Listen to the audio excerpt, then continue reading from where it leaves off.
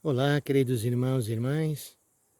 Como vocês veem, estou de volta aqui nas montanhas, em Rio Acima, para passar alguns dias rezando e meditando, pedindo por vocês.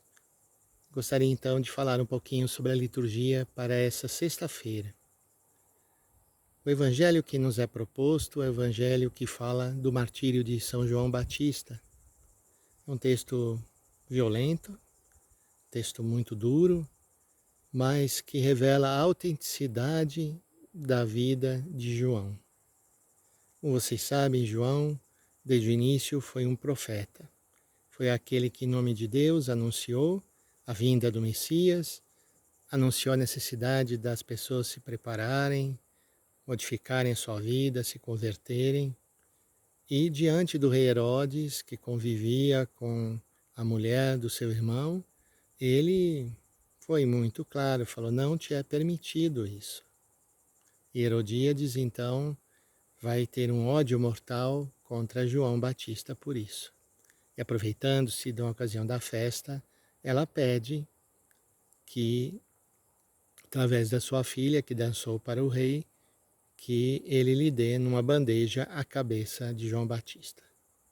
E assim, para não ficar mal diante dos seus súditos, Herodes manda matar João. Nós temos aqui um exemplo de alguém que viveu uma vida buscando a verdade e a justiça. E nós também somos chamados a viver assim.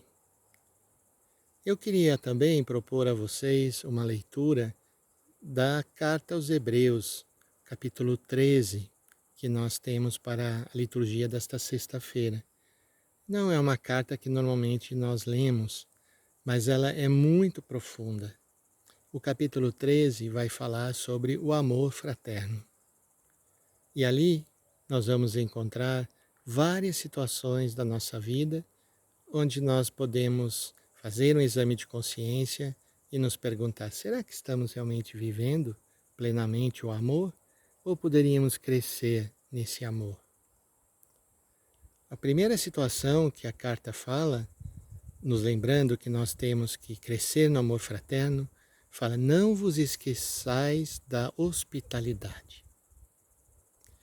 E hospitalidade não é simplesmente receber pessoas na nossa casa, mas é atitude de acolhida diante daquele que se sente abandonado ou que se sente desprezado.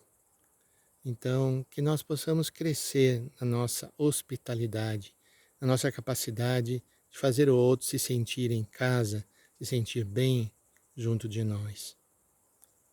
Depois, fala sobre a questão daqueles que estão presos, que nós nos coloquemos na situação deles.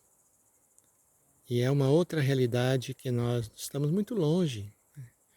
Quem de nós já foi visitar um preso numa cadeia? Quem de nós já pensou em dedicar um pouco do seu tempo para a pastoral carcerária? Poucos de nós, né? Somos tão ocupados e nos esquecemos que essa é uma das dimensões que está muito presente no Evangelho. Jesus mesmo falou, né? Estive preso e não fostes me visitar. Então é uma outra dimensão importante e nós temos que ter um pouco mais de abertura, de coragem, para podermos também nos dedicar a esse serviço fraterno. Depois fala daqueles que são maltratados no seu corpo.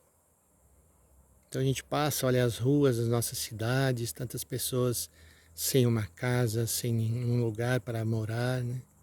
E nós fazemos o que em relação a essas pessoas? Depois a carta fala também sobre a realidade matrimonial, né? Aqueles que são casados, como estão vivendo realmente o seu matrimônio? Estão vivendo um matrimônio sem mancha, o leito nupcial sem mancha?